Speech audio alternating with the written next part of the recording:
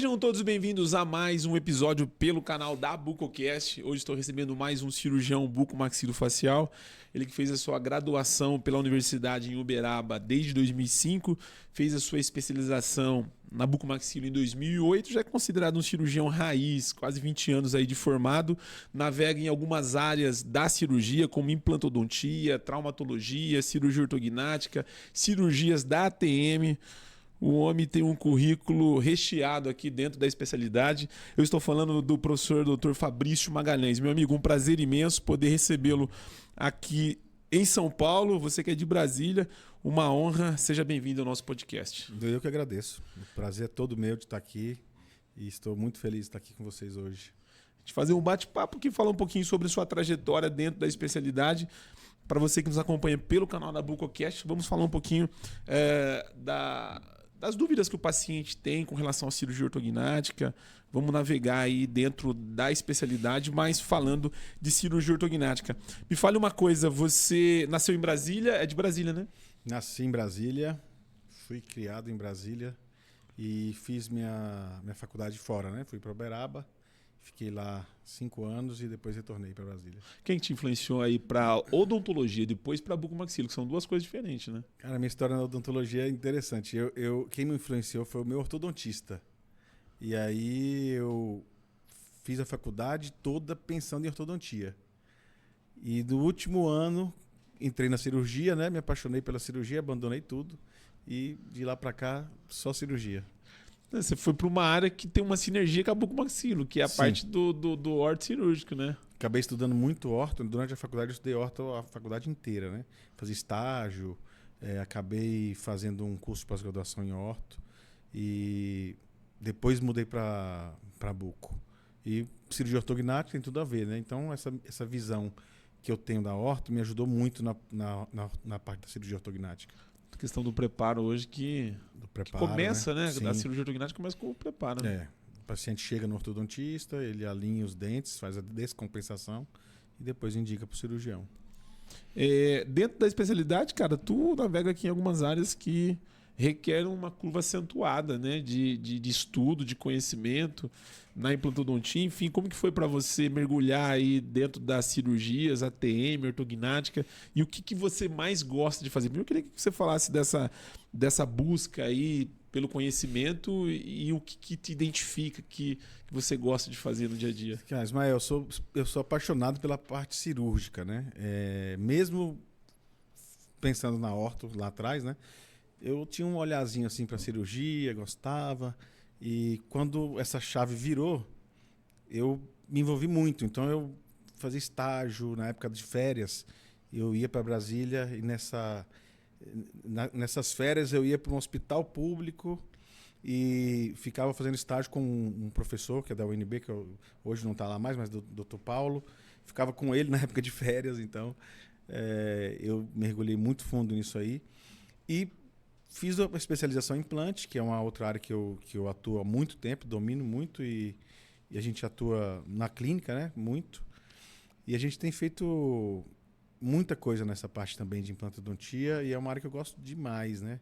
A gente consegue reabilitar pessoas mais velhas, que perderam a oportunidade de sorrir, de mastigar. E isso, além de ser um trabalho, é um projeto meio que social, você poder devolver à pessoa o sorriso, a alimentação, a convivência ali, porque, por exemplo, quando você está num churrasco, é um ambiente ali de descontração com sua família, você vai estar ali confraternizando e aquela pessoa é um ambiente para ela desconfortável. Tem até mães de amigos que eu já pude tratar e é uma recompensa assim, fantástica de poder devolver essa mastigação e esse novo momento de confraternização ali, agora mais seguro, com a implantodontia. E também atuo na periodontia, que mas só na parte cirúrgica também, né? Que são cirurgias plásticas periodontais. Que você fez depois. Que eu fiz depois, Eu fiz, inclusive, não tem tanto tempo assim, uns 5 anos por aí. E isso agregou muito para mim, porque é uma cirurgia muito delicada e eu digo que me deu um refinamento manual, né? Porque o buco é mais agressivão, né? Sim. Aí você entra na implantodontia, que é um pouco menos agressivo. Depende, se for pro zigomático, o negócio é punk também. O zigomático é um pouco mais complexo. Mas hoje em dia, até que já melhorou bastante com as novas técnicas aí, principalmente cirurgia guiada, né? Sim. A gente consegue visualizar tudo antes e fazer acessos menores.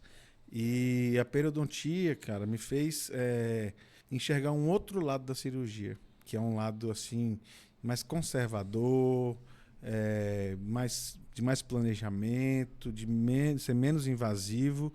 E como prêmio, eu tenho percebido que o pós-operatório dos meus pacientes tem melhorado muito por conta disso. Então, assim, eu acho que essas 3 especialidades foram muito interessantes na minha formação.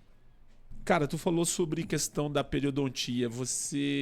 O paciente com excesso vertical de maxila, ele está muito relacionado a essa questão, né, da periodontia. E você está voltado para a cirurgia. Obviamente, a saúde bucal, essa parte periodôntica, você tem que ver no modo geral. A cirurgia que está ligada à parte da pério tira o paciente que tem indicação, muitas das vezes consegue maquiar um pouco essa questão, ou você acha que não? Não, quando eu fiz o curso de pério... Fez sentido a pergunta que eu fiz? fiz? Sim, muito. Quando eu fiz o curso, eu fiz com o Dr. Luiz Gustavo Melo, é um cirurgião, um periodontista fantástico lá de Goiânia. E a gente teve vários embates relacionados a isso. Porque chegava o paciente pra gente operar e eu falava, esse paciente não vai resolver. Isso aqui é cirurgia ortognática. E aí, a gente discutindo de forma saudável, lógico, né? E eu pude ver o seguinte, que a periodontia, em alguns casos, ela consegue mascarar um pouco, tá? Hoje em dia a gente tem usado o cimento cirúrgico, né? Que a gente coloca ele aqui, e aí a gente consegue limitar a movimentação do lábio. Como assim o cimento cirúrgico? A gente coloca um cimento cirúrgico aqui, parafusado no osso, e ele limita, né? É um estético, na verdade. É uma cirurgia estética. Como se fosse... Existem uns que eles chamam de biovolume, que é feito prototipado também, é colocado ali, e aí o lábio ele não sobe tanto. Legal. Tá? E aí o paciente consegue mascarar. Existem pacientes que ele não tem excesso vertical de maxila, a maxila dele não é grande. E o que acontece? Ele tem uma hipermobilidade labial. O lábio dele é tão ortognática. Se você levantar muito, quando ele ficar em repouso, ele vai ficar sem aparecer nada. Vai ficar com um sorriso de aspecto envelhecido. Caraca. E aí, nesses casos, a indicação é fantástica. Que você melhora o lábio, ele não vai subir tanto. Perfeito. Agora, os pacientes que têm excesso vertical, se você para o lábio dele, piora. Então, o que eu acho é que precisa de ter um diagnóstico bem preciso para ter o tratamento correto. E a parte mão cirúrgica, o conhecimento dentro da bucomaxilo, agregou muito na formação da parte da cirurgia com relação à parte de periodontia? Sem dúvida. Quem tem o conhecimento, né, da análise facial, eu acho que é o buco. O buco, o orto, mas o pério está mais ligado ali. Deixa eu ver se está aparecendo a gengiva ou não. A gente olha o todo, né? Sim. Tem um excesso vertical, esse cara não vai respirar, ele não vai conseguir fechar a boca. E a pério não. A gengiva ali está aparecendo, vamos resolver aquele probleminha ali. Da periodontia. E você faz a pério só para você ou você atende de outros colegas também que manda para você? Não, faço só para mim. Você. Você engavetou no seu arsenal, né, de formação, muito top. Eu nunca falei com o bucomaxilo que tinha essa formação, cara. Interessante. Você que nos acompanha pelo canal da Bucocast, não é inscrito no nosso canal, vai lá, se inscreva no nosso canal e também no Instagram, onde a gente vai estar compartilhando, né, os cortes deste episódio, que nós vamos falar muito em cirurgia ortognática. Doutor Fabrício, a cirurgia ortognática e a TM são duas curvas de conhecimento muito acentuada, que o cirurgião, obviamente, precisa se dedicar. Dentro da ATM, o que você faz?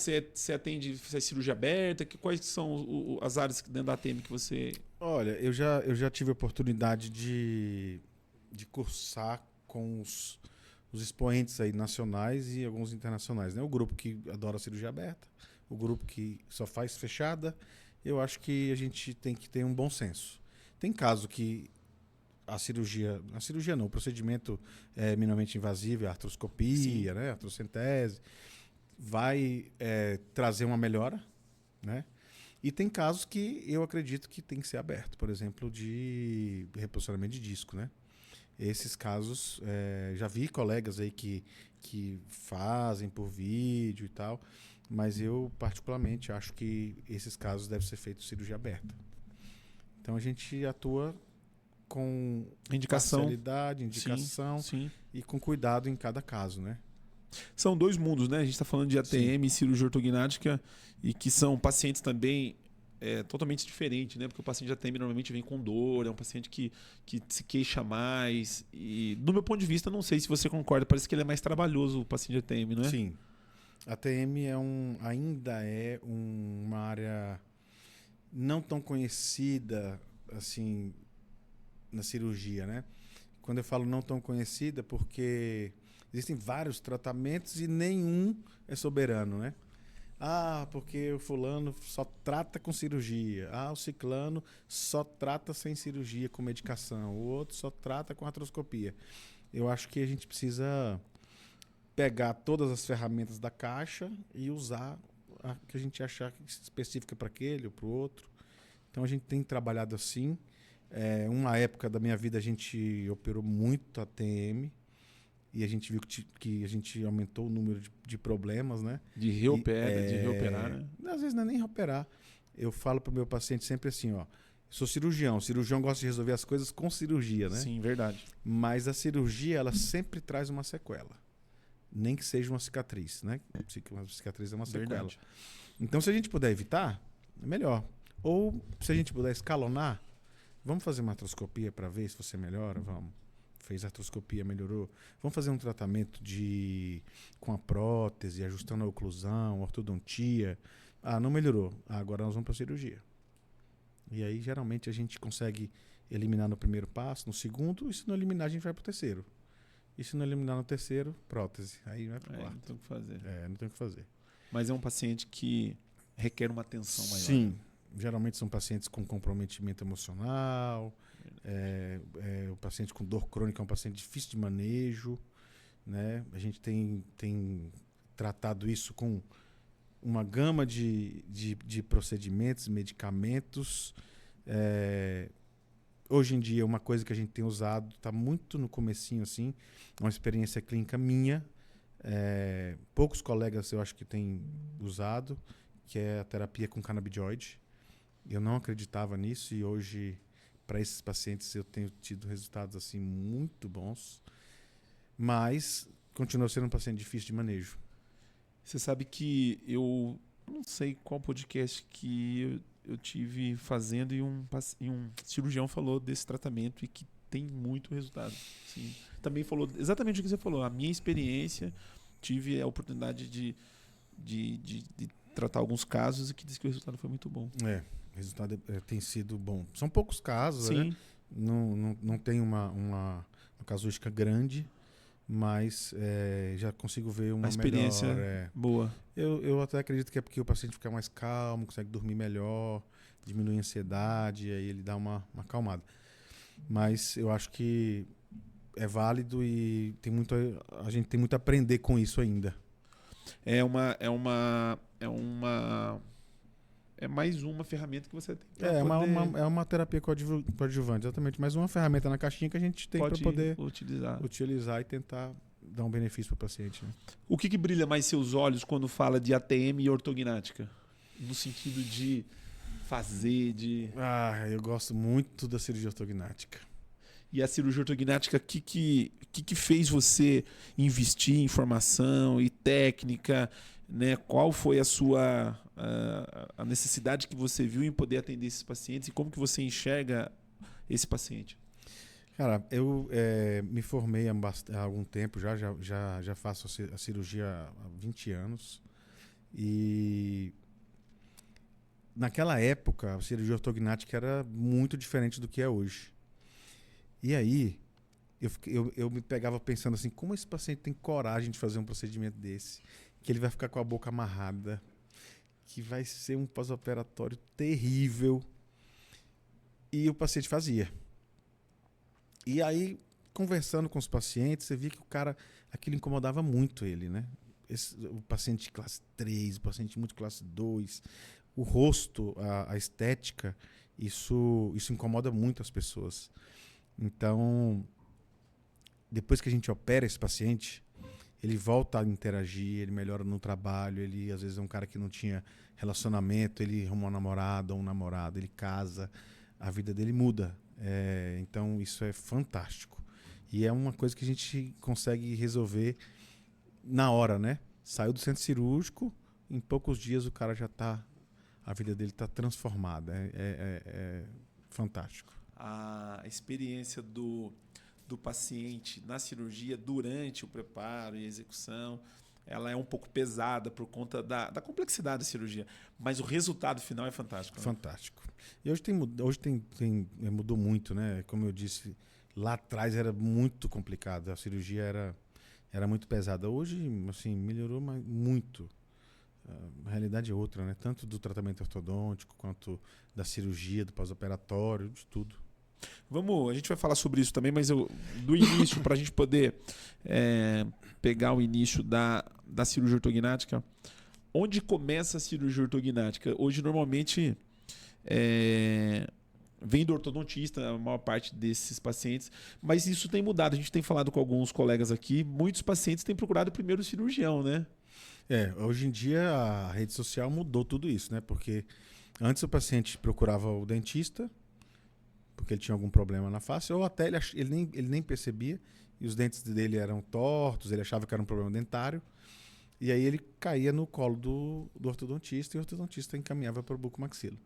Hoje, com as redes sociais, com as mídias, aí a gente consegue mostrar os casos, publicar, fazer campanhas aí, e o paciente acaba vendo e acaba procurando o cirurgião bucomaxilo. E também com essa visibilidade que a ortognática tem hoje, os pacientes já sabem o que é, já sabem o que o cirurgião bucomaxilofacial faz. Então, eles têm chegado no consultório. Mas, respondendo a sua pergunta, ela se inicia aí, né? Com o ortodontista, com a montagem do aparelho. E, antigamente, o ortodontista ele tratava o paciente inteiro e depois, no final, ele falava, agora você precisa do buco. Hoje, não. Pelo menos os pacientes que eu recebo, com os ortodontistas parceiros, eu participo do processo inteiro.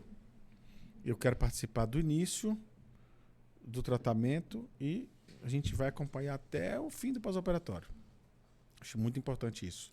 Que, na verdade, a ortodontia, ela vivia um pouco meio distante da bucomaxilo, né? Assim, sim. A gente fez muito simpósio, a gente faz até hoje muito simpósio de orto cirúrgico e a gente tem uma experiência muito grande com os ortodontistas também.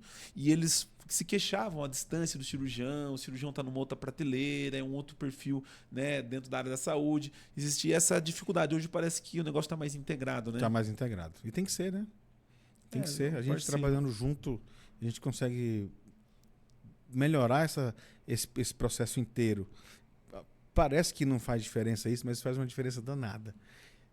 O paciente, às vezes, ele ficava com um ortodontista 2 anos tratando. Ele vira amigo, que ele vai todo mês lá, né? E aí, no final, ele chegava no cirurgião, operava, fazia o pós-operatório, tchau. Então, hoje não. Eu conheço o paciente no início, vou ali ajudando o ortodontista, vamos ajustar para cá, vamos ajustar para lá, vamos operar agora, para ver se a gente ganha aqui ou ganha ali. Não, vamos equalizar aqui todo mundo e a gente ganha todo mundo. E o paciente se sente mais acolhido, se sente mais próximo do cirurgião. E isso faz uma diferença danada no pós-operatório. Falando sobre esse paciente cirúrgico, doutor, quais são as indicações que nós temos do paciente para a cirurgia ortognática hoje? O perfil dos pacientes que têm indicação para a cirurgia hoje? Bom, os pacientes que têm indicação de cirurgia ortognática são pacientes que têm alguma deformidade óssea, né? A cirurgia ortognática, ela não movimenta o dente, propriamente dito. Ela movimenta a mandíbula, a maxila, o mento, que é o queixo aqui na frente, né? E a gente consegue fazer avanço, recuo, lateralização para um lado, para o outro. Da maxila, a mesma coisa. Então, os pacientes que têm deformidade são classificados em classe 1, classe 2, classe 3. Classe 1 é o paciente que tem um perfil normal, reto. Então, esse paciente, ele pode ser operado porque ele pode ter alguma deformidade, um laterognatismo, né? Ele pode ter um outro tipo de deformidade que não seja para frente ou para trás. Classe 2, paciente que tem um queixinho para trás, que é o famoso Noel Rosa. E esse paciente, a gente precisa avançar a mandíbula, avançar a maxila, né? E ele vai ter vários ganhos em relação a isso. E o paciente classe 3 é o paciente que tem a mandíbula bem para frente. Tem a mandíbula projetada, e que pode ser ou a mandíbula projetada ou a maxila para trás, né? A maxila não cresceu, então ele é um paciente classe 3. Então esses são os três tipos de pacientes. Classe 1, classe 2, classe 3, sendo que o classe 1 pode ter um desvio. Isso pode estar associado também no 2 ou no 3. Além desses pacientes que a gente tem, eu queria que você falasse do paciente que tem o excesso vertical de maxila, que é uma indicação também dependendo da deformidade do paciente, né? Sim. O excesso vertical de maxila é o paciente que cresceu a maxila no sentido vertical, né?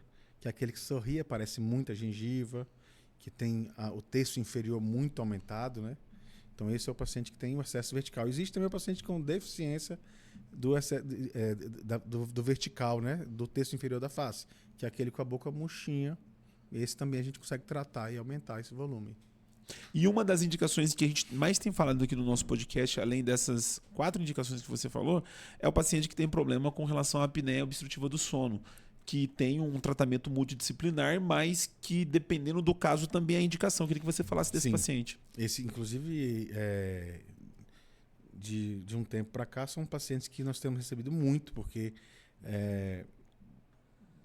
hoje é comprovado que a cirurgia ortognática atua diretamente na apneia do sono e consegue resolver uma grande parte desses problemas, né? Então, geralmente são pacientes classe 2, né, que tem um retrognatismo mandibular. Não o classe 3 também pode ter, porque a maxila pode estar lá para trás, né? E aí, com o avanço da maxila e da mandíbula, a gente consegue abrir espaço na via aérea posterior e ele consegue respirar muito melhor. Além disso, durante a cirurgia, a gente consegue fazer alguns outros procedimentos, turbinectomia, ajustar a parte nasal aqui dele, para ele conseguir também respirar. E isso tem tido um resultado assim impressionante. O paciente que tem problema com a apneia do sono, normalmente, quais são as queixas principais que esse paciente normalmente relata lá na consulta, doutor? Ele, na verdade, ele chega com uma polissonografia e fala que está com apneia, está assustado, né? E aí a gente vai mostrar para ele que ele tem outros problemas que ele às vezes nem sequer percebe. Ele vai pelo ronco e aí você vai...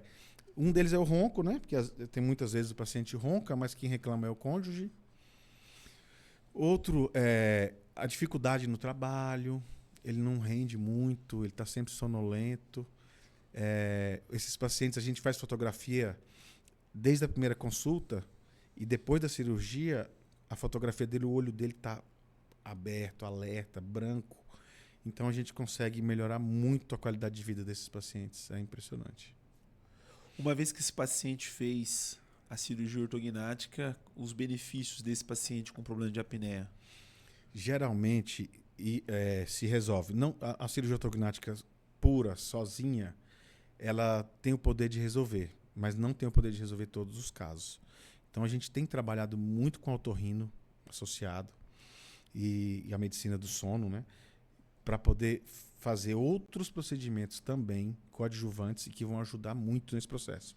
Fisioterapia, às vezes tem paciente que, além disso, ele tem uma flacidez no palato, precisa ser feito uma óvulo-palatoplastia, e outros procedimentos que a gente pode abrir mão também de fazer junto com o otorrino, né, para poder melhorar. E assim, o paciente volta da cirurgia, quando ele acorda, ele já...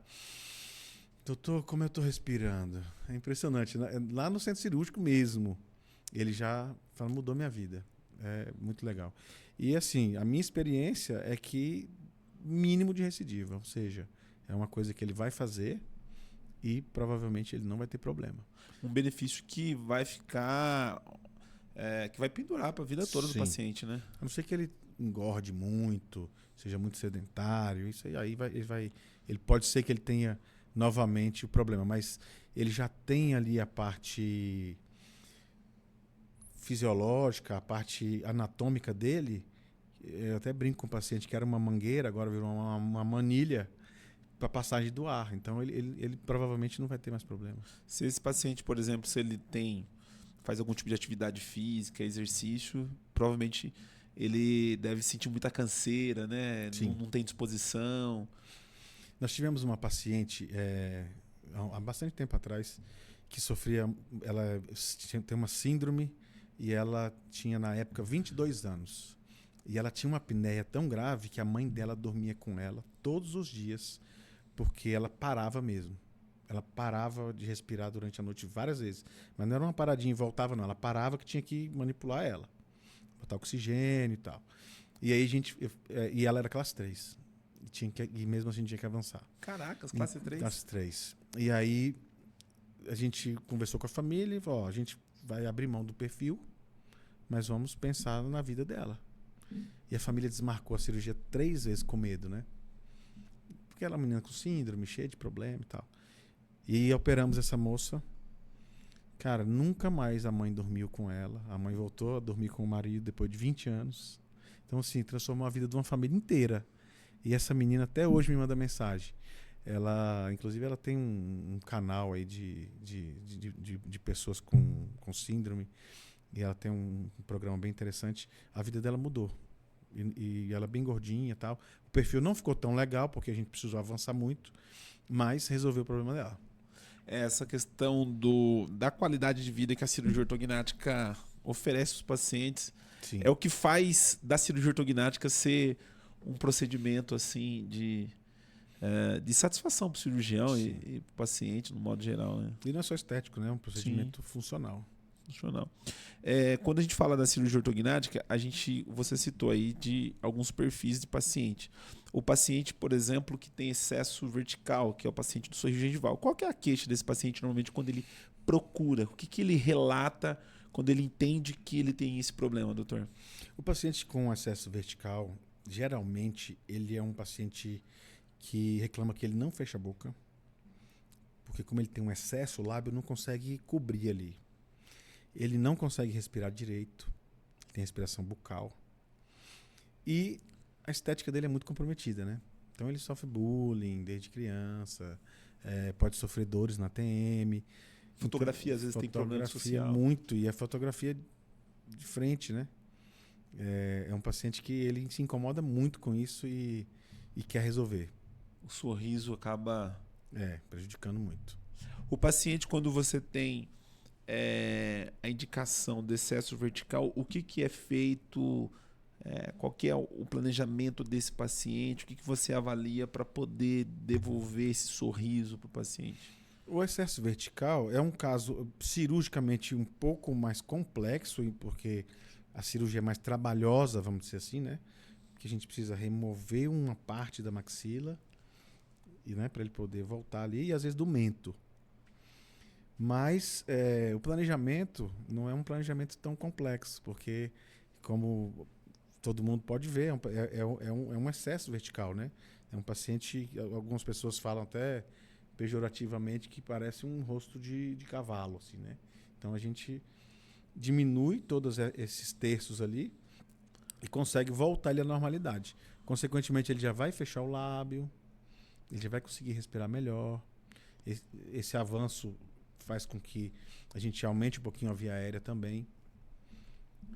O paciente que tem excesso vertical de maxila, os antes e depois é muito top, né, muito cara? Top. Tá aquele sorriso, aquela tem uma artista agora aí que fez, né? Irmã da Graciane, né? Aí, isso aí sim. Viralizou, né? Verdade. Que ela não era tão bonita e agora ficou bonitona. Graças a bucomaxila. Graças a bucomaxila. Isso é bom, né? Divulgar. Porque muita gente não sabe, né? Especialidade muita gente não sabe que pode resolver isso dessa forma. Muita gente acha que você é médico, né? Sim. O bucomaxilo, né? Eu brinco que o bucomaxila ele não é dentista nem médico, ele está no meio, né? Ele não é nada. Viu? Falando do paciente prognato, paciente classe 3, né?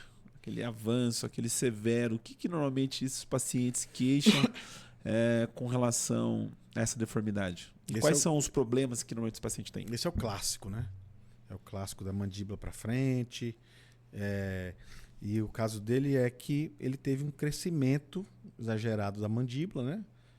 Na parte da articulação temporomandibular, cresceu, ou a maxila ficou atrofiada e não cresceu, ou associação das duas coisas, que é o que geralmente é comum. E quando isso acontece, a mandíbula ainda cresce para baixo. Então ele tem um excesso vertical mandibular, ele tem um avanço da mandíbula e a maxila é pequenininha. Então não é só pegar a mandíbula e colocar para trás. E ele sofre com dores na articulação, porque ele não consegue encaixar os dentes na posição certa. E sofre muito com bullying, né? Muito. Esse aí ele sofre demais. Eu acho que é o que mais sofre. É esse quando tem o estilo Cássio, né? Sim, Pedro. Tem uns aí que... Esse é o que mais sofre. É. E são os que dão muito... Na verdade, a ortognática todos dão assim, um impacto muito grande, né? Quando você opera. Mas o classe 2 e o classe 3, o perfil assim é... A pessoa às vezes tem... Hoje em dia com o celular que você tem que desbloquear, não consegue desbloquear o celular depois da cirurgia. Isso aí é fantástico. O paciente que talvez tenha um pouco de dificuldade de enxergar a deformidade, no meu ponto de vista, não sei se você concorda, é o paciente assimétrico ou não. Como que você vê esse perfil de paciente? Eles conseguem identificar que tem um lado diferente do outro?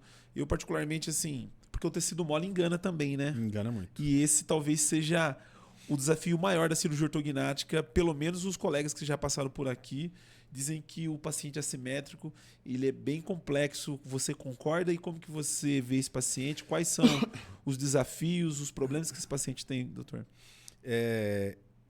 A assimetria é um desafio, porque os movimentos que fazemos nos ossos, eles não repercutem 100% o que vai acontecer nos tecidos moles, no músculo, pele, gordura.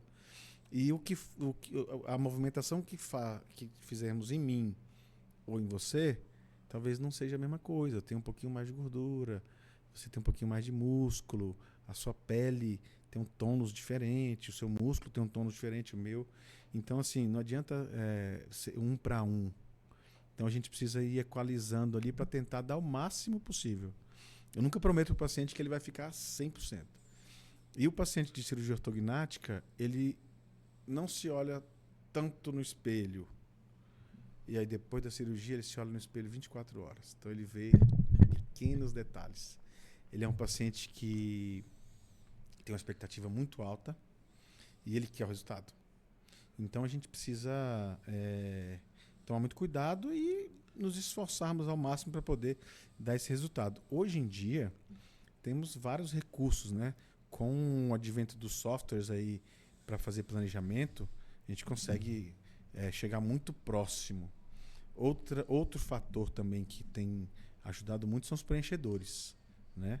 Tanto os preenchedores definitivos, que são as próteses de ângulo, de ramo, de mento, porque às vezes você, em vez de fazer uma cirurgia muito grande, você coloca uma prótese só de um lado aqui, consegue melhorar, ou até mesmo ácido hialurônico e o cimento cirúrgico, que a gente tem usado também, e são terapias muito boas para pacientes com esse tipo de deformidade.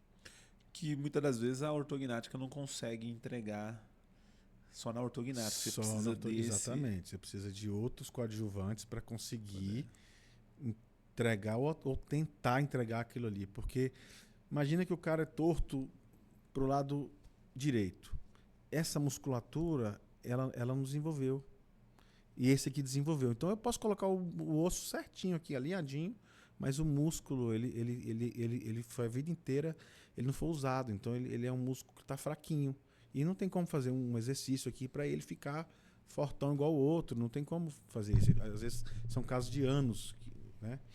Então, nesses casos, a prótese ajuda muito, o cimento cirúrgico ou o preenchimento. Consegue dar o resultado. Você falou sobre... Nós vamos falar sobre planejamento virtual de cirurgia ortognática um pouco mais na frente, mas você falou com relação à questão da ansiedade do paciente. Como que você lida com isso? Porque hoje uma geração de imediatismo, né? O paciente quando fala da cirurgia, já começa a gerar aquela ansiedade. E muitas das vezes pacientes que vêm com problemas, né? Desde a infância e aquela expectativa. Como é lidar com isso? Tem que ser um pouco de psicólogo também, né, doutor? Sim. Quando nós começamos a tratar os pacientes de cirurgia ortognática, aí, no ímpeto ali do R1, né? É operar. Então vamos operar. Quanto mais volume, melhor. Hoje não. Hoje a gente pensa muito em tratar o paciente por completo. Então, como eu disse anteriormente, a gente entra no processo lá atrás na ortodontia e eu já vou entendendo como é esse paciente, como é a expectativa dele, como são os hábitos de vida dele e vou tentando entender e fazer com que ele entenda o processo. Uma brincadeira que eu faço com meus pacientes é assim: olha, fulano, se eu te falar que você vai passar nesse caminho aqui, vai ter um espinho ali, você vai se espetar, você vai passar nesse caminho, vai lá no espinho, vai se espetar. Quando meus pacientes virem isso aqui, eles vão morrer de rir, porque eu falo sempre para eles. Você vai se espetar e vai falar assim: poxa, o doutor me avisou. Se eu não te avisar, você vai se espetar e vai pensar: poxa, se eu soubesse que era assim, talvez eu não teria feito. E assim, isso é uma coisa que me incomoda de ouvir. Então eu coloco eles dentro do processo muito precoce para que eles entendam muito bem e consigam passar por esse processo muito bem. Eu já tive problema com paciente com crise de identidade. Imagina que você... Que acontece muitas vezes. Mas depois que eu comecei a colocar eles muito dentro do processo, nunca mais eu tive isso, cara. E assim, o próprio pós-operatório tem sido melhor porque ele já sabe. Ele já está sabendo. No pós-operatório, ele já está sabendo de tudo. Ele sabe o que ele vai usar, ele sabe como é que vai ser. Ele já conversou com o fisioterapeuta, ele já conversou com o ortodontista, já conversou com a minha equipe. Ele já conhece toda a equipe. Não vai chegar no dia da cirurgia e conhecer uma pessoa lá a primeira vez, vai pegar na mão dele, não, ele já vai chegar e falar: ô, fulano, tudo bem, me ajuda, dá um abraço, tira foto. Então, assim, tem que ser muito humano, né? O nome da nossa clínica é Humaniza, por conta disso. A gente quer que seja um tratamento humanizado e, assim, eu acredito que isso faz uma diferença enorme no procedimento, inclusive no pós-operatório. Que muitas das vezes o paciente está, às vezes, aguardando uma cirurgia dessa há muito tempo. Ele tem uma deformidade. Sim, anos, né? Anos. E é a mudança de vida do paciente. Né? Esse lado humanizado, é interessante você falar isso, porque a gente fala muito com o ortodontista e que o ortodontista reclama muito disso, que o cirurgião, uma vez que ele opera, acabou, né? Tipo assim, agora toma que o filho é teu, né? Então, esse acolhimento, obviamente, eu acho que faz total diferença. Né? Total diferença. A cirurgia ortognática, ela no pós-operatório, ela não causa muita dor, né? Porque a gente acaba manipulando os nervos e eles param de funcionar, fica tudo dormente por um período. A dor é fácil de resolver, mas eu limito o cara de falar. Eu limito o cara, às vezes, quando é paciente, principalmente de apneia, de respirar. Mas como respirar se ele fez a cirurgia para poder... O nariz pode entupir, né? Como a gente manipula o nariz. De comer. E se restrita, você, né? E se você restringir essas três coisas, ele vai ficar sem dormir, ele vira um monstro. Então, se eu atuo no pós-operatório, aspirando o nariz dele, fazendo higienização, fazendo um carinho nele, se eu auxilio ele com o tipo de comida que ele vai comer, eu falo para ele: se você ficar tomando açaí todo dia, daqui a 10 dias, se você passar perto de uma loja de açaí, você não vai querer nem passar lá perto nunca mais na vida. Então, vamos melhorar essa alimentação e vou dar um remedinho para ele dormir nos primeiros dias. Ele fica tranquilo, passa pelo pós-operatório de maneira super tranquila e a gente consegue, com isso, ter um resultado muito melhor. Hoje você falou do pós-operatório do paciente para cirurgia ortognática. Hoje você tem um número de quantos pacientes você mais operou? Se é homem ou mulher ou não? Como que tem sido isso no seu dia a dia lá na clínica? Cara, eu não tenho isso assim anotadinho, né? Mas eu tenho percebido que antigamente a gente operava muito mulher. 80%, talvez mais, eram mulheres. E hoje a gente tem operado muitos homens por conta da apneia, porque a mulher se incomoda com a apneia e leva o homem para fazer a cirurgia. Porque o homem é mais largado, né? Não está tão preocupado com estética, assim. Mas pela apneia, os homens estão vindo. Tem vindo mais. Tem ficado igual. A apneia mata, né? A apneia mata. Se não for incomoda tratado. também o ronco, né? Eu queria que você falasse nesse tempo que você faz cirurgia ortognática. É uma pergunta que eu sempre faço para os cirurgiões aqui. Que tipo de perfil que você mais operou? 3 ou 2? Lá em Brasília tem aparecido mais o que ultimamente? Eu tenho uns amigos de Salvador, né? Eles têm lá um biprotruso, operam muito biprotruso. Brasília é uma miscigenação, né? Porque veio gente do Nordeste, do Sul, de todo lugar. Mas eu já operei, com certeza, muito mais padrão 2. Pacientes com queixinho para trás, né? Pela apneia e deformidade. E porque essa deformidade que apareceu mais para mim. Já operei todos os tipos, mas o que mais tem é padrão 2. É interessante porque eu pergunto isso para todos os cirurgiões que vêm aqui e o padrão 2 é o perfil acho que da grande maioria. Eu acho que é o que incomoda mais, né? Né? Porque ele incomoda esteticamente e funcionalmente. Funcionalmente, verdade. O 3, se for homem, engana com a barba, dá uma enganada. Agora tem a questão desse queixinho mais pra frente. A mulherada tá entrando um pouco nessa onda, é um classe 3, mas não sabe, né? Falar, eu tenho um queixo, né? Os padrões de beleza estão se alterando. Estão se alterando. Mas eu consigo saber quando é um classe 3 e quando é um queixinho bem minimalista, viu? Eu falo, você é classe 3, você é cirúrgico. Faz segmentação de maxila? Faço. Quando tem indicação? Quando tem indicação. A minha formação é pelo Dr. Wolford, né? Com quem segue a filosofia do Wolford. Eles fazem muito. Eu tive um tempo que nós fizemos muito. E hoje fazemos, mas diminuímos muito. Segmentação é uma coisa que tem quem faz, quem não faz, aí depende da indicação. Às vezes tem colega que faz em duas, né? Faz a primeira cirurgia para expansão e a segunda cirurgia ortognática propriamente dita, né? E outros que fazem tudo junto. A gente faz, dependendo do caso, a gente faz expansão antes, dependendo do caso, faz na hora. Faz no mesmo tempo cirúrgico. Todos os pacientes seus de cirurgia ortognática, você avalia a ATM, pode estar associado a um paciente com uma deformidade que pode mostrar um problema sério de articulação? 100%. 100% dos pacientes de ortognática devem ser avaliados ATM, porque o problema pode estar na ATM, né? Inclusive, pacientes que são negligenciados ATM são pacientes que têm tendência à recidiva.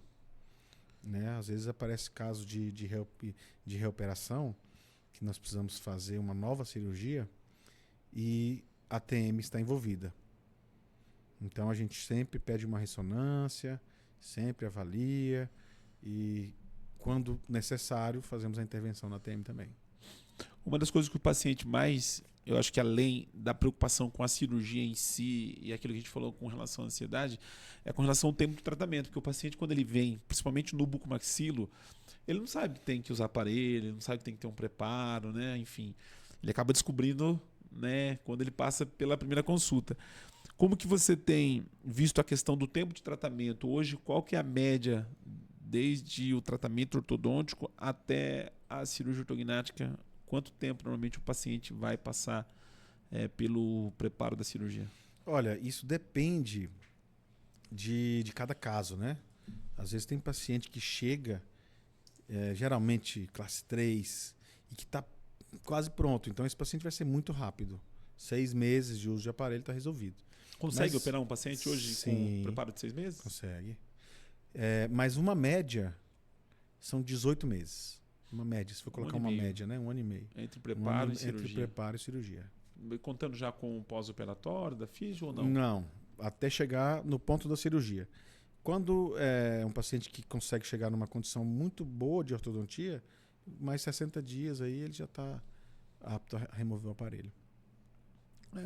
Essa é a nossa vivência, né? É claro que isso varia de profissional para profissional. Você que ainda não é inscrito no canal da BucoCast, vai lá, se inscreva no nosso canal e também no nosso Instagram, onde a gente vai estar compartilhando alguns cortes, e vamos colocar na descrição do vídeo aqui do YouTube os contatos aqui do Dr. Fabrício Magalhães com relação a qualquer dúvida que você tenha com a cirurgia ortognática. Ele vai poder te esclarecer. Doutor, você falou sobre a questão do planejamento, da cirurgia ortognática. Como que você tem... Porque você é de uma geração onde não se tinha planejamento virtual. E eu sei que você tem uma curva bem acentuada com relação a essa questão. Eu queria que você falasse da importância do planejamento para a cirurgia ortognática e como que você... Duas perguntas. A primeira, como que você se adaptou, se reinventou, porque saiu de um modelo convencional e entrou para a questão dos softwares para fazer o preparo. Então, eu sempre gostei muito da parte de informática, então eu já trabalho com outros softwares, principalmente de implante, né? Eu faço cirurgia guiada há muito tempo. E antigamente era um modelo de gesso. Eu tinha uma serra daquelas de açougue dentro do consultório, que eu serrava o gesso, media com uma reguinha, colava com cera quente, um dia antes da cirurgia, e fazia o guia com acrílico, né? Com o advento dos softwares, a gente veio evoluindo, mas assim, evoluindo de forma forte, porque apareceu, ninguém sabia mexer, a gente teve que ir aprendendo, né? E com o advento dos softwares, hoje, ele consegue medir décimo de milímetro. E é preciso, é exato. Quando a gente media na régua, a gente era uma reguinha ali, né? Paquímetro, eu tinha um paquímetro digital, mas aquilo tinha erro, né? Tinha erro do gesso, tinha erro da cera, tinha erro da contração do acrílico, tinha erro na hora de montar no articulador. Vai somando esse tanto de erro, vai chegar num erro grande, né? Muita variação. Muita variação. Hoje em dia, não, o software ele dá a medida precisa, né? E a gente consegue imprimir o guia cirúrgico, esse guia consegue ser esterilizado e a gente tem, sem dúvida, muito mais acurácia no processo do que como tinha antigamente, além de previsibilidade, né? Que antes a gente não via. O que você pode destacar o que você consegue destacar de benefícios no planejamento virtual para a cirurgia ortognática em relação ao modelo convencional? Sem dúvida, tudo, né? Porque antes a gente fazia o desenho em cima de uma radiografia. A radiografia tinha 20% de distorção. O desenho à mão livre. Hoje eu faço no software que eu coloco a imagem do paciente e eu consigo manipular aquilo ali e ver. A mandíbula está indo para frente, volta. A maxila está indo para frente, ajusta aqui, ajusta ali, décimo de milímetro. É fantástico, não tem nem comparação. O tempo cirúrgico, dentro da sua experiência, o planejamento também melhorou ou não? Melhorou. Melhorou porque a gente consegue prever o que vai acontecer. Antes não existia, a gente não fazia com a tomografia. Hoje eu faço a cirurgia e vejo, tem um contato ósseo aqui que vai incomodar durante a cirurgia. Vamos tentar um movimento um pouquinho diferente para poder evitar esse desgaste grande aqui? Ou em alguns casos, vai ter o desgaste grande e já vamos entrar para fazer esse desgaste. Então a gente consegue prever o que vai acontecer. Hoje, em média, quanto tempo dura uma cirurgia ortognática maxilomandíbula? Depende, né? Mas geralmente 3 horas a 5 horas. É bem interessante isso, porque cada cirurgião tem a sua forma, a sua conduta, né, de fazer a cirurgia ortognática e o tempo é uma coisa que... Eu sempre pergunto aqui com relação ao tempo, mas eu lembro que no começo, quando nós começamos a gravar podcast, fiz essa pergunta pro Dr. Fábio Sato. Ele falou assim, Ismael, o tempo é o que menos importa para mim. É isso que eu ia falar agora. O tempo ele não importa. O que importa para mim é a qualidade da minha cirurgia e o quanto o meu paciente vai ter de benefício com aquele procedimento que eu estou fazendo com calma, com cuidado, no pós-operatório e no resultado final. Não, é perfeito isso, porque ele ainda enfatizou dizendo assim, é lógico que o tempo ele pode influenciar, principalmente no pós-operatório. E, obviamente, você não vai negligenciar isso, Claro. Mas eu me lembro ele dizendo assim, o que mais importa é o paciente ficar satisfeito com o resultado e terminar tudo bem, né? Com calma, com cuidado, não precisa correr, não precisa estar postando corrida na cirurgia. Isso vai muito da equipe também, né? De cada cirurgião. Doutor, a cirurgia ortognática ela passou por alguns avanços, né? De um modo geral, né? Na saúde, enfim. E ela vem crescendo. O planejamento virtual acho que foi uma virada de chave muito grande, né? como você disse aí, é tudo, né? Mudou muito a vida do cirurgião com relação ao planejamento. Mas as técnicas têm evoluído também. A gente tem falado muito aqui sobre cirurgia ortognática minimamente invasiva. Eu queria que você falasse sobre isso. É lógico que a gente está falando de cirurgia ortognática pensando no paciente, mas eu queria saber da sua... o que você pensa sobre essa técnica e se você utiliza essa técnica no seu dia a dia. Bom, eu tenho acompanhado, né, essas evoluções. Estou em constante aprimoramento aí com os colegas que já fazem. Já tive a oportunidade de conversar, já tive a oportunidade de assistir cursos sobre essa técnica.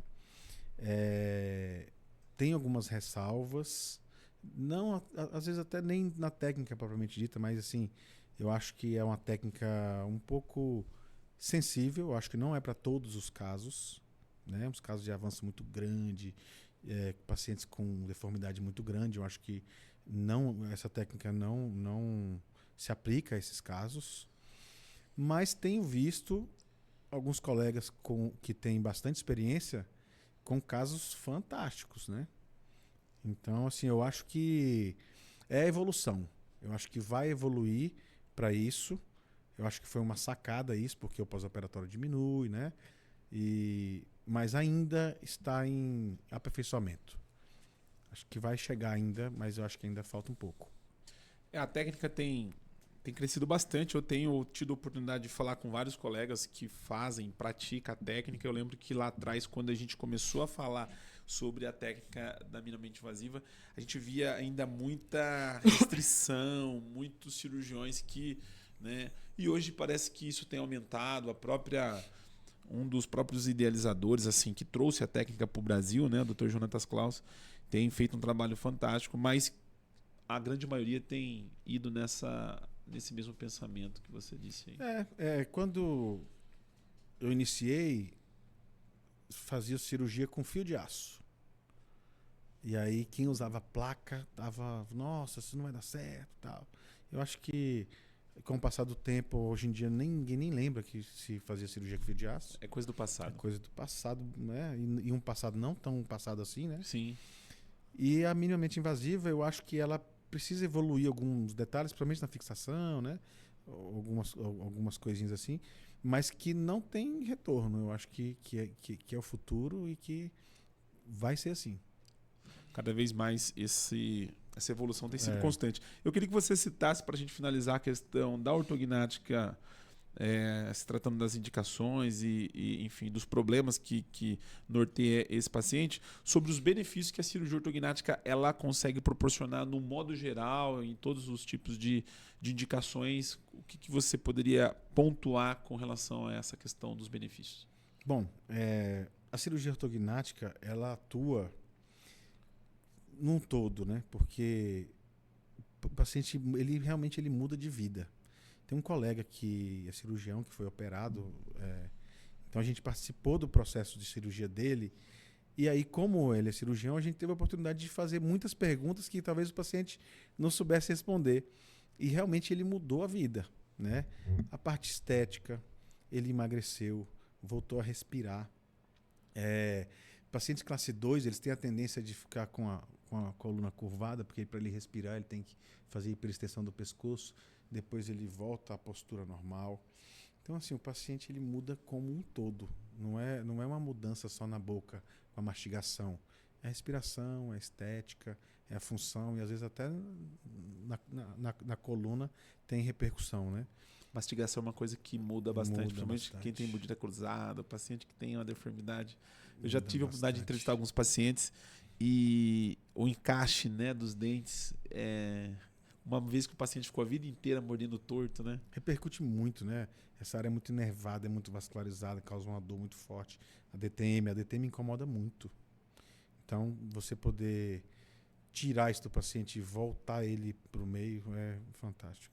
Tem uma idade mínima da cirurgia ortognática, doutor? Como que você Olha, vê a indicação com idade? A gente já operou pacientes precoce, né? A literatura fala de idade, mas a gente tem feito um exame, que é a densitometria óssea, a cintilografia, para ver se esse paciente ainda está crescendo. Se a gente detectar que ele não está crescendo mais, é um paciente apto à cirurgia. Ou seja, uma vez 17, que você... 18 anos. Uma vez que você tem o exame ali é carpo, tem um exame de Antigamente usava carpal, né? A Carpal, radiografia carpal é. para ver. Mas hoje em dia tem outros exames mais avançados que a gente consegue detectar melhor. Que é a cintilografia óssea. Ele mostra a captação exatamente de onde está crescendo. Quem que responde melhor a cirurgia ortognática no pós, no sentido do processo da ortognática no pós-operatório? Quem te dá menos trabalho, homem ou mulher? Cara, assim, a gente não tem... Eu acho que não é assim. São pessoas e pessoas. Às vezes tem mulher que dá muito trabalho e às vezes tem homem que não dá nenhum trabalho. Os homens são mais moles, né? Mas isso é a sensibilidade. É porque eu estou falando na questão da dor, mas o paciente, cada um assimila de uma forma, né? Às vezes o que é dor para um não é dor para outro. Como eu disse, é uma cirurgia que ela não causa muita dor. A cirurgia ortognática, ela não tem muita dor no pós-operatório. Ela tem incômodo. Desconforto. Desconforto de você limitar algumas funções. Isso incomoda. Então, a dor, quando existe, é uma dor relativamente tranquila que a gente consegue controlar com analgésico simples. Ah, mas teve um paciente que teve um pouquinho a mais. A gente usa um analgésico um pouquinho mais forte e geralmente resolve. Mas quem tem responsabilidade com o processo, está dentro daquele processo ali, consegue passar por isso de forma muito tranquila. Hoje em dia, né? A gente tem uma equipe multidisciplinar que a gente pega na mão do paciente e vai do começo até o final. Eu acho que isso faz uma diferença gigantesca e a gente tem conseguido pós-operatório assim fantástico. Um detalhe que tem mudado muito é a fisioterapia. A gente tem entrado com a fisioterapia no centro cirúrgico. Acabou a cirurgia, a fisioterapeuta entra, já faz bandagem, já começa a fazer laser. Quando o paciente acorda, ele já fez uma sessão. Que isso facilita muito com relação à questão do inchaço, edema. A gente tem passado por mudanças de paradigma. Não sei se você acompanhou aí, por exemplo, o procedimento cirúrgico que o Bolsonaro fez. Ele abriu a barriga inteira. Foi uma mega cirurgia. No outro dia ele estava andando. Cara, aquilo ali eu achei... Todo segurado, enfaixado, mas aquilo ali é a fisioterapia. Cara, eu achei aquilo ali maluquice, Drenagem. porque a cirurgia dele foi gigante, no outro dia ele estava andando. Então a gente tem feito um protocolo parecido com aquele voltado para a cirurgia ortognática, onde a gente consegue que o paciente tente a voltar, tente a se movimentar para poder voltar o mais rápido possível, drenar. A gente tem visto resultados fantásticos com isso aí. Você fez uma comparação assim fantástica. Você sabe que quando eu vi o vídeo, ele ficou, acho que, 9 horas, 8 horas. 12 horas. 12 horas. Um paciente de centro cirúrgico, eu não sou cirurgião, mas a gente que sabe como que é o processo, né? E no outro dia ele andando, eu falei, cara, que maluquice é essa? E aí tá o resultado, né? O resultado. É o tratamento multidisciplinar da físio, tudo com antecedência. Claro que tem que ser com profissionais que estão habilitados, que sabem o que estão fazendo. Não é fazer a cirurgia, levanta, vai, se movimenta, não. Então a gente tem um protocolo bem legal em relação a isso. A nutrição entra antes da cirurgia para deixar o cara forte. A gente estimula o sistema imunológico dele com alguns alimentos específicos e ele vai para a cirurgia forte e volta com a fisioterapia estimulando também. E aí a gente tem casos aí que o paciente volta muito precoce. Muito rápido, né? Claro que não é para todo mundo, né? Sim. Na área de saúde a gente fala que 1 mais 1 é próximo de 2. Nunca vai ser igual a 2. Me fala uma coisa, como fazer a escolha do cirurgião? É difícil fazer essa pergunta aqui. Veio aqui essa pergunta para você. Faz tempo que eu não pergunto. Já perguntei antes, mas veio para você faz muito tempo que eu não perguntava. Como o paciente escolher? Porque é difícil, uma vez que você vai passar por um processo cirúrgico, um período de tratamento, vamos dizer aí, de médio prazo, estamos falando em 18 meses, né? Médio de 2 anos no máximo. E aí eu preciso passar pela cirurgia ortognática. Como eu avalio esse cirurgião, já que hoje nós temos rede social, que muitas das vezes o paciente ele vai pelo número de seguidores, que isso é uma besteira e tanto. Mas eu queria que você desse sua opinião. Eu já ia falar isso. Não é pelo número de likes, porque o número de likes não demonstra quase nada, né? Eu acho que a gente tem que procurar, se é um profissional especialista, se ele realmente é especialista, se ele tem experiência em cirurgia ortognática e o principal, se você teve empatia com o seu cirurgião. O meu paciente, quando vai até mim, uma coisa que eu falo para ele também, tome uma segunda opinião, procure um outro colega, X, Y, vai, pesquisa, veja. Se você quiser operar comigo, gostei do Dr. Fabrício, ele me esclareceu tudo, ele ficou conversando comigo, ele tem uma equipe ótima, tamo junto. Vamos junto nessa jornada, abraço ele e a gente vai junto. O paciente que chega lá e não tem referência e que está inseguro, não tem uma segunda opinião, às vezes nem sabe o que é a cirurgia, eu tenho um pouco de receio com esse paciente. Eu tento colocar ele o máximo possível dentro do processo para que ele esteja seguro. Mas, atendo a pergunta, veja se ele é especialista. No site do conselho você consegue digitar o nome dele lá e ver. Veja se ele tem experiência e tem empatia com seu cirurgião. Isso é fundamental, né? Fundamental.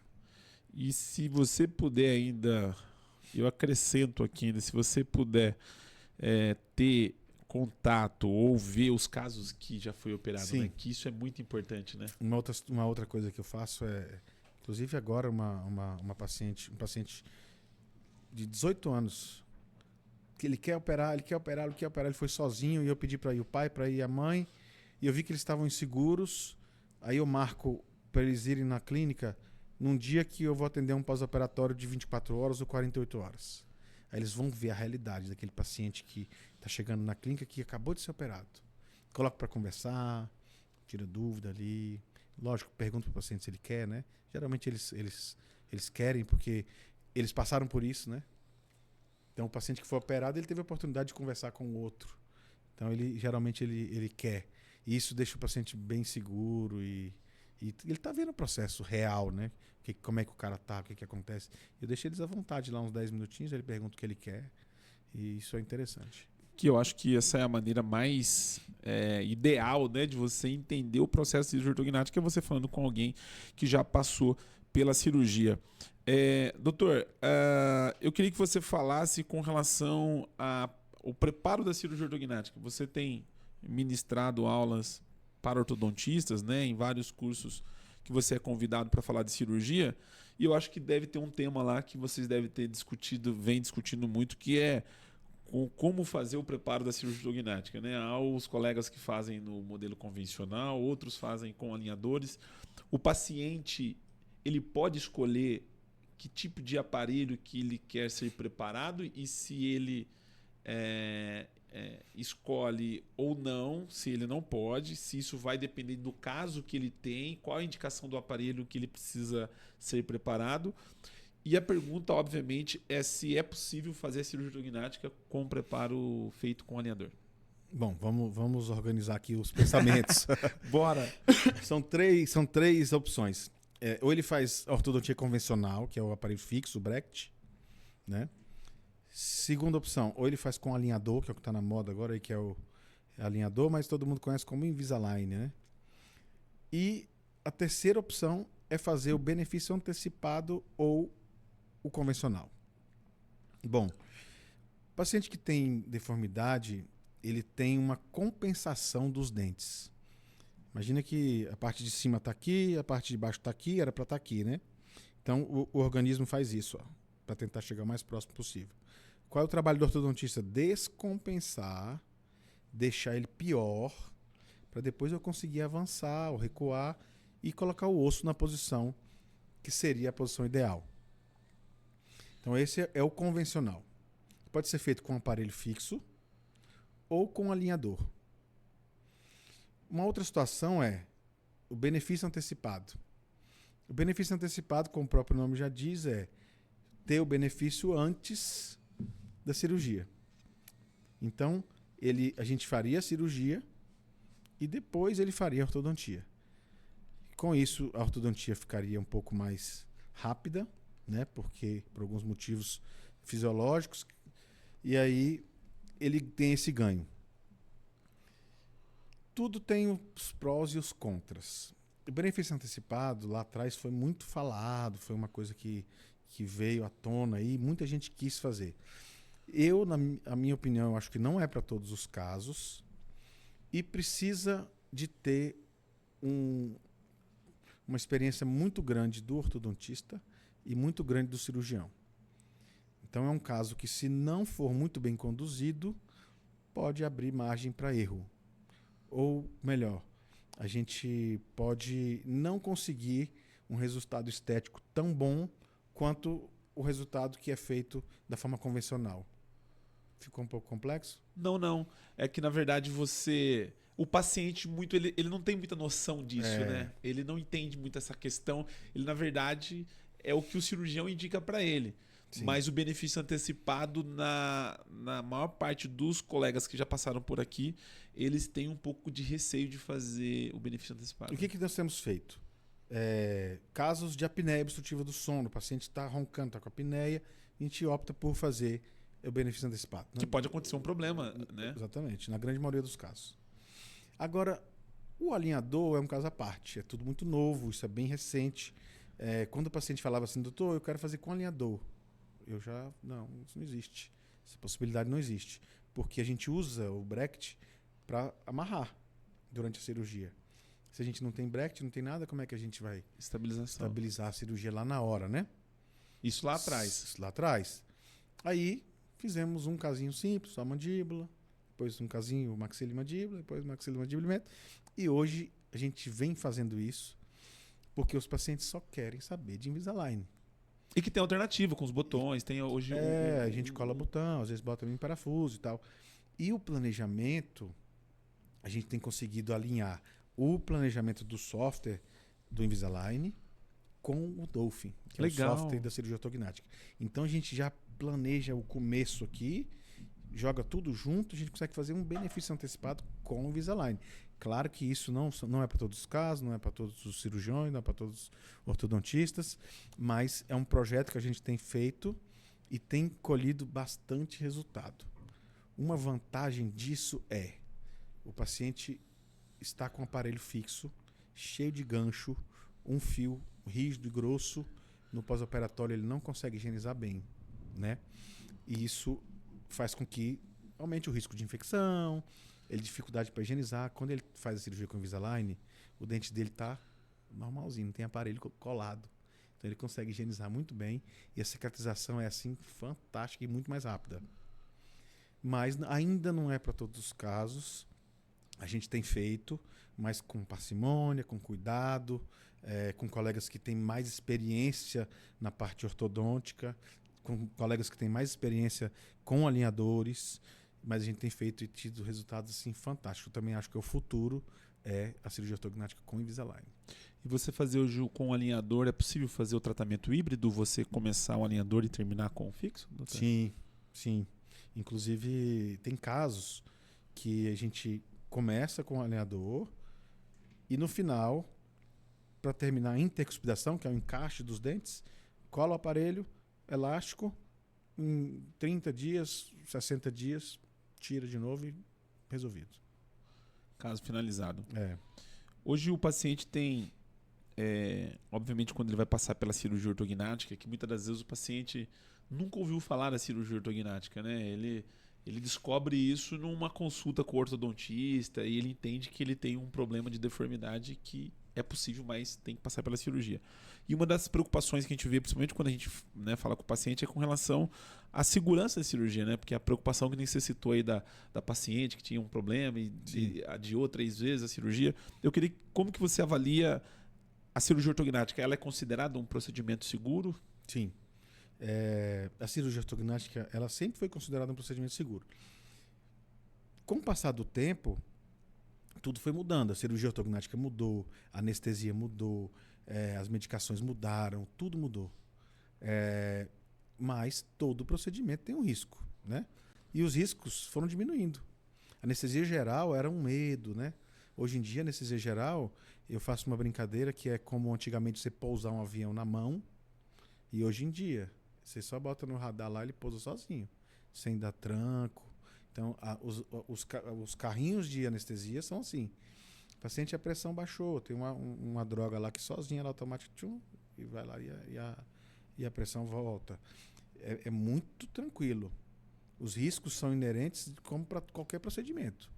Mas a cirurgia ortognática, as técnicas mudaram, o planejamento mudou, os instrumentais mudaram, a fixação mudou.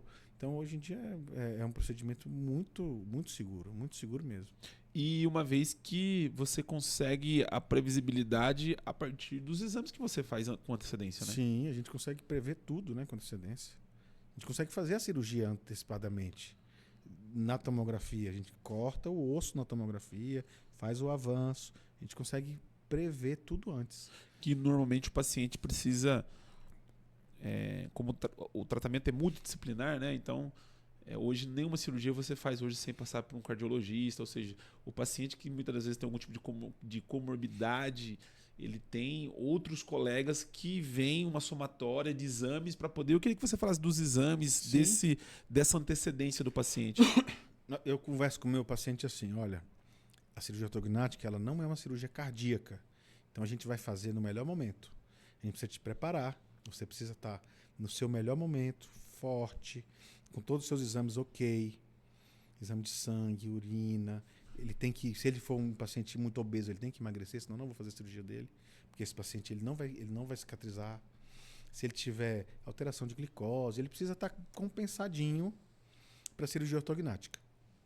E aí, isso engloba outros profissionais. Então, um cardiologista, um anestesista e, se preciso, nutricionista e por aí vai. A gente vai colocar ele em uma condição apto para a cirurgia e, se ele não tiver apto, ele não vai passar. Não vale a pena passar. Doutor, vamos falar um pouquinho sobre o pós-operatório, né? Os pacientes falam que o pós-operatório é o mais... Acho que de qualquer cirurgia, né? Você, obviamente, faz pensando no pós-operatório. Mas aquilo que você falou, a cirurgia ortognática mudou e hoje você tem pacientes que respondem... Assim, não dá para você colocar todos os pacientes dentro da mesma caixinha, Sim. né? Cada paciente tem a sua individualidade. Nós vamos entrar na questão do pós-operatório. Mas antes de entrar no pós-operatório, eu tenho uma dúvida que eu acho que a grande maioria, principalmente das mulheres... com relação à cirurgia ortognática, se uma vez que você fez a cirurgia ortognática, se ela vai mudar a anatomia do nariz do paciente. Boa pergunta. A gente realmente recebe essa pergunta diariamente, né? E geralmente das mulheres mesmo. O nariz ele vai mudar de acordo com a deformidade do paciente e de acordo com o movimento que vai ser feito. Nos casos em que precisamos avançar a maxila, um grande avanço na maxila ou impacção da maxila, ou os dois concomitantemente, o risco de alargamento do nariz é maior. Mas existem procedimentos que fazemos para minimizar isso. Tá? Não é uma promessa, mas a gente tenta minimizar. Pode acontecer. É uma situação que vai depender Vai depender. É um caso que precisa só avançar a mandíbula e a maxila tem que posicionar inferiormente. Não vai ter problema com o nariz. Vai ter um girozinho, não vai ter problema com o nariz. Um avanço pequeno, não vai ter problema com o nariz. A maxila avanço grande, intrusão, vai ter problema com o nariz. No planejamento você consegue ter essa previsão com o paciente antes? Do alargamento da base alar, pouco. Porque depende da anatomia do tecido mole. Mas hoje a gente consegue, a gente tem feito uma osteotomia que a gente não solta o nariz, né? E aí avança, faz meio que um degrau ali, ele consegue avançar e a gente tem feito assim, faz um desgastezinho também e tem compensado muito isso. Os pacientes não têm reclamado, mas tem pessoas que não aceitam um pouquinho, né? E isso pode acontecer. E é uma coisa que você discute com o paciente. Sim, isso antes, né? Inclusive a gente tem um termo de consentimento explicando que a cirurgia ortognática não tem fins de correção estético do nariz e que pode ser possível uma cirurgia plástica no futuro, se caso ele se incomode com esse alargamento da base alar. Que é possível acontecer, né? É possível acontecer. Vamos falar sobre o pós-operatório do paciente. Como eu disse, é uma área que o paciente se preocupa bastante, né, com relação à questão do pós-operatório, recuperação, enfim. Com relação à cirurgia ortognática, começando do pós-operatório, Quanto tempo esse paciente fica internado? Quando ele entra? Quando ele sai? Como que é esse período aí dentro do hospital? Algum tempo atrás, a gente queria que ele saísse do hospital o mais rápido possível, né? Então eu sempre opero primeiro horário, 6 da manhã. A cirurgia termina, nunca começa às 6, né? Mas o paciente chega no quarto umas 3 horas da tarde. Vai pra sala de recuperação, fica lá e tal.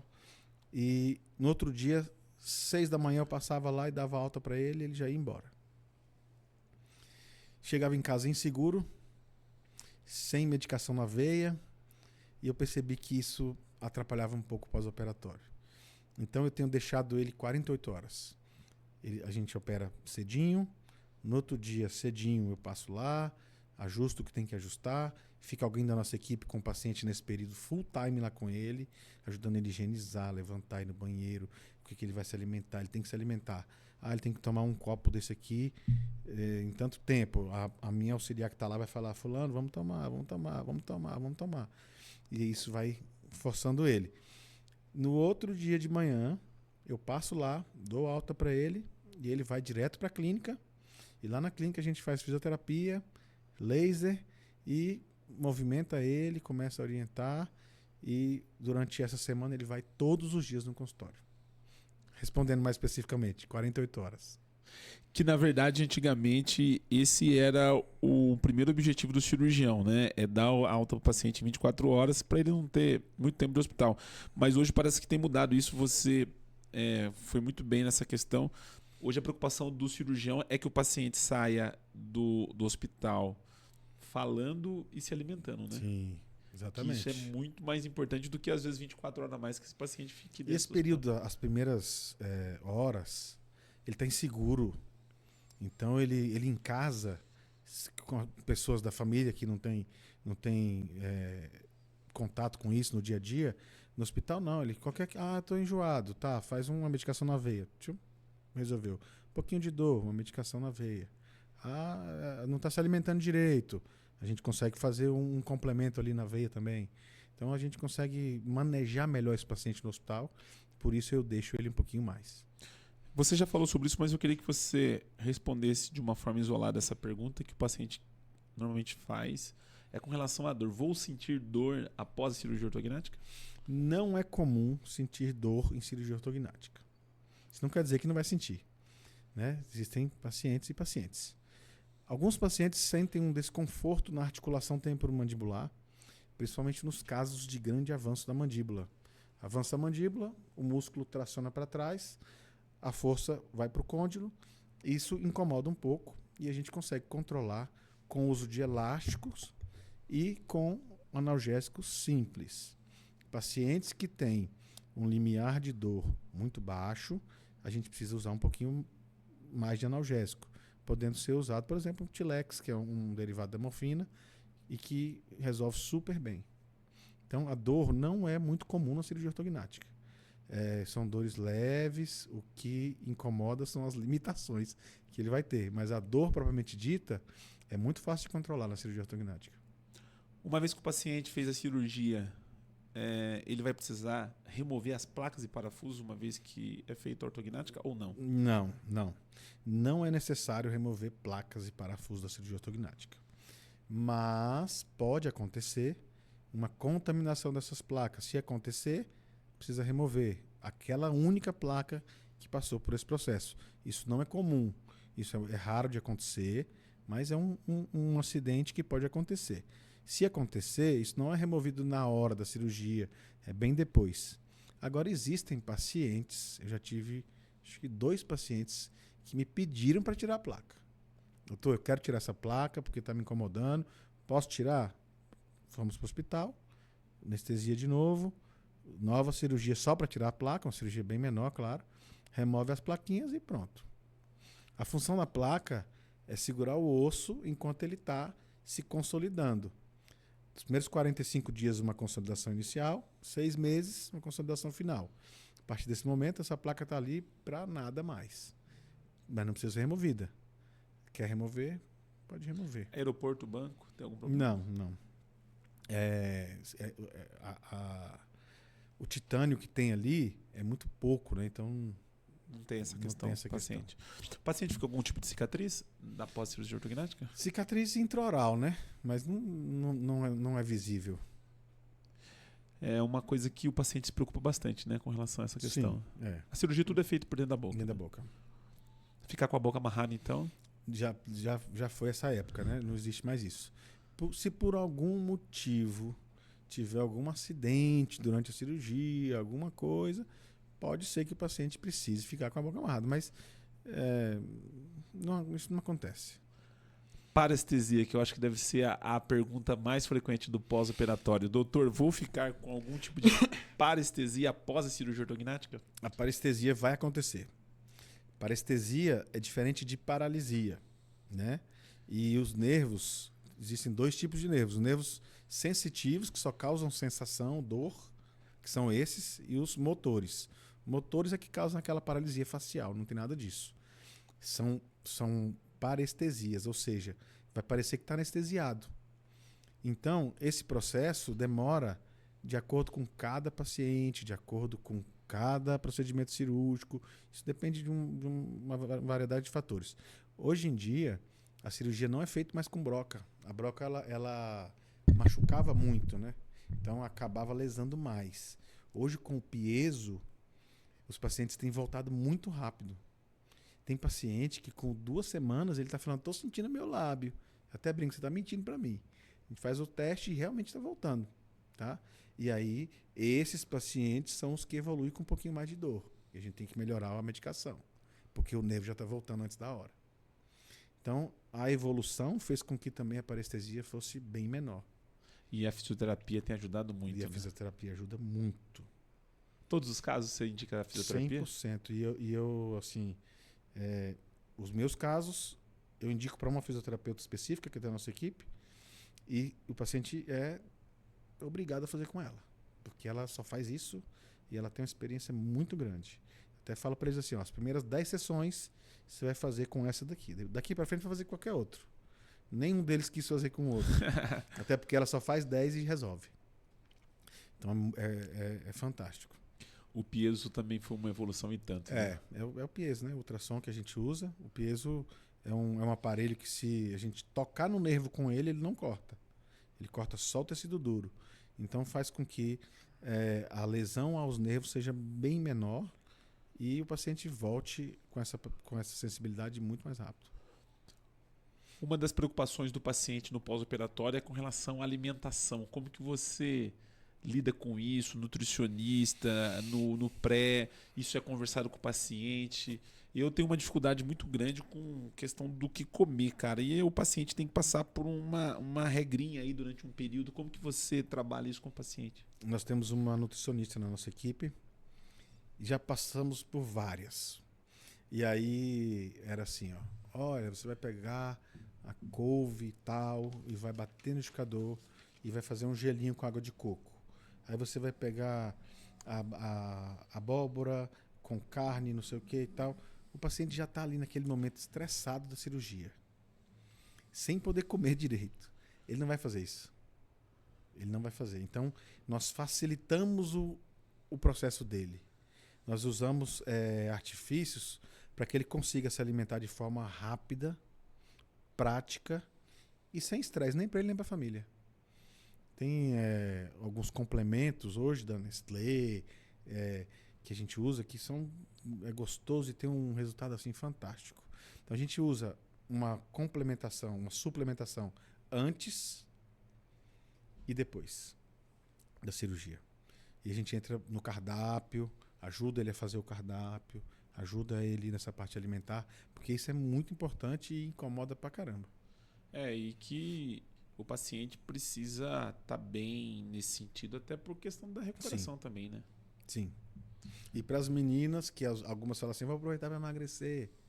A gente controla, eu tenho controlado assim, ó, você pode emagrecer no máximo 2 quilos. No máximo. Eu não quero que você emagreça, não. Emagrece depois, mas agora a gente precisa controlar.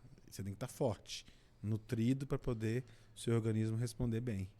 Finalizando aqui o pós-operatório, depois de quanto tempo o paciente consegue ver o resultado final da cirurgia ortognática? Depende. de cada paciente. É uma ansiedade, assim, né? O paciente já quer ver o resultado final, porque ele tem um edema inicial. Esse edema vai regredindo, vai regredindo, vai regredindo, mas para esse edema regredir 100%, isso demora em torno de 6 meses e, em alguns casos, até 1 ano. Então, eu peço para o paciente ter calma e, com 6 meses, a gente faz uma avaliação. Eu faço fotografia do meu paciente de ortognática primeira semana quase todos os dias, uma vez por semana, 15 dias, uma vez por mês e uma vez por ano. Então, a gente faz uma avaliação fotográfica mesmo depois de 1 ano. E esse paciente, depois, todo ano ele passa? Todo ano ele vai. Uma vez? Casamento. É uma vez, né? Para você poder saber como é que tá o... Alguns me abandonam, mas eu vou atrás deles e tento... Dr. Fabrício Magalhães, foi um prazer imenso poder recebê-lo aqui no canal da BucoCast. Antes de nós finalizarmos esse episódio, eu quero fazer uma última pergunta para você, que é com relação ao momento da bucomaxilo hoje que nós estamos vivendo, para a gente finalizar esse podcast. Mas de antemão quero te agradecer. Obrigado pela visita aqui em São Paulo. Em breve estaremos em Brasília lá. Se Deus quiser. Na tua terra lá, para a gente fazer algo lá na tua cidade. Você me disse que já havia gravado um podcast antes, mas eu queria que você falasse da experiência aqui na BucoCast. O que você achou desse podcast, da nossa estrutura? Cara, estou muito feliz de estar aqui. Agradeço imensamente o convite. Acompanho já o BucoCast há algum tempo. E para mim é uma honra estar aqui nessa cadeira, onde assentaram vários ícones da bucomaxilo, né? Monstros sagrados. Me sinto honrado de estar aqui falando com vocês. E a gente está passando por um momento difícil na bucomaxilo. Disso que eu queria que você falasse. Nós estamos muito difícil. Um momento delicado. Como que você enxerga essa situação? Hoje nós estamos tendo muita dificuldade com relação à autorização de cirurgias. Como que você avalia esse momento da bucomaxilo, doutor? A saúde suplementar no Brasil está passando por uma fase complexa, né? Os planos de saúde, autorização, na medicina também, mas eu acho que na bucomaxilo está pior.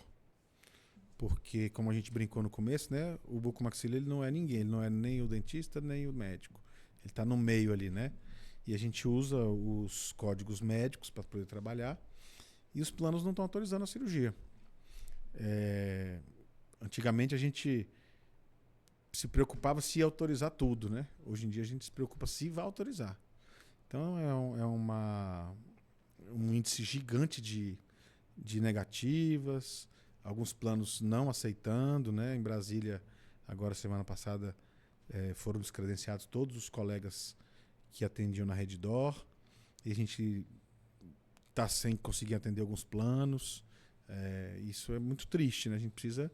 O ideal seria a classe se unir e tentar brigar por dias melhores aí na Buco, porque do jeito que está indo aí, tá complexo para trabalhar.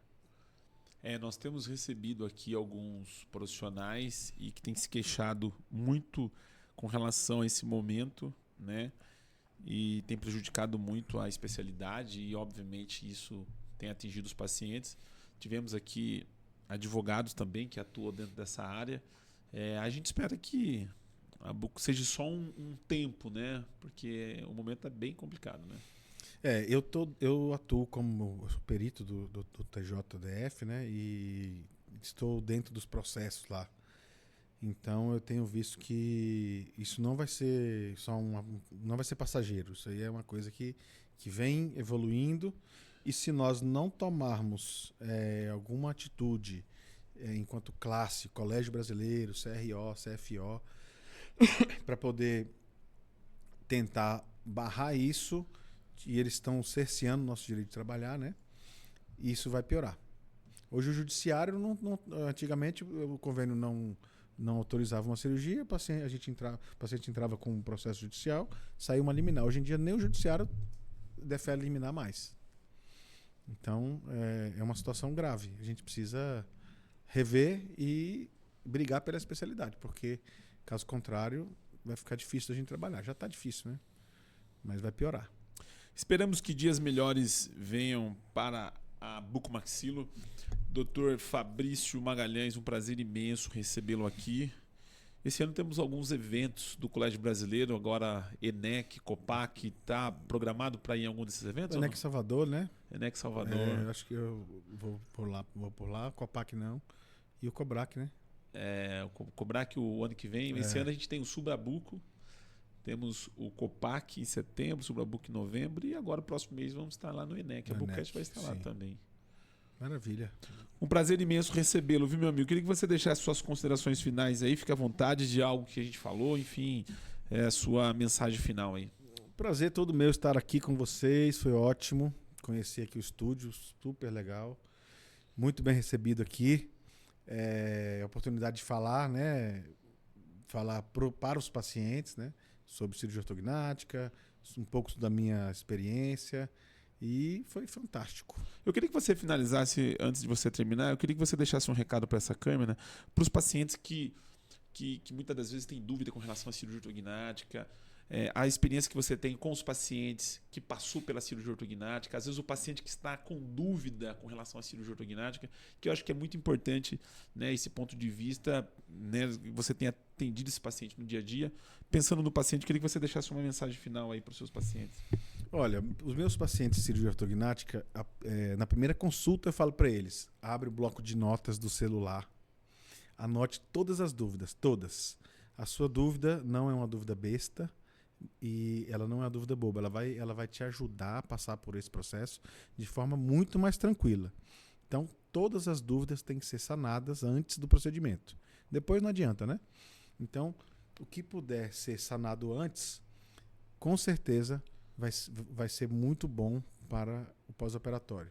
O paciente que está orientado, sabe do processo, sabe do que vai passar, tem um cirurgião do lado que tem experiência, que pode te ajudar durante todo o processo, faz toda a diferença. Importante que ele esteja ciente do processo da cirurgia ortognática. É muito importante que ele esteja ciente de todo o processo, por onde ele vai caminhar ali. Com isso, ele consegue passar de uma forma muito mais tranquila. Obrigado, meu amigo, de você ter vindo. Espero em breve estar na tua cidade para a gente poder falar um pouquinho mais da sua especialidade, a implantodontia, que você domina muito bem. Vamos lá. Vamos fazer um bate-papo falando desse tema que é gigantesco. Eu não domino tão bem a implantodontia como a bucomaxilo, que eu estou mais acostumado, mas contigo vai ser tranquilo falar, porque você atua em várias áreas da implantodontia e vai ser um prazer. Obrigado. E eu que agradeço, foi ótimo. Você que nos acompanhou pelo canal da Bucocast, não é inscrito no nosso canal, vai lá, se inscreva no nosso canal e também no Instagram, onde você pode compartilhar um pouco do que nós trouxemos aqui para esse episódio, alguns cortes, e nós vamos deixar na descrição do vídeo aqui os contatos do Dr. Fabrício Magalhães. Qualquer dúvida, ele está à disposição. Nosso muito obrigado e até o próximo episódio.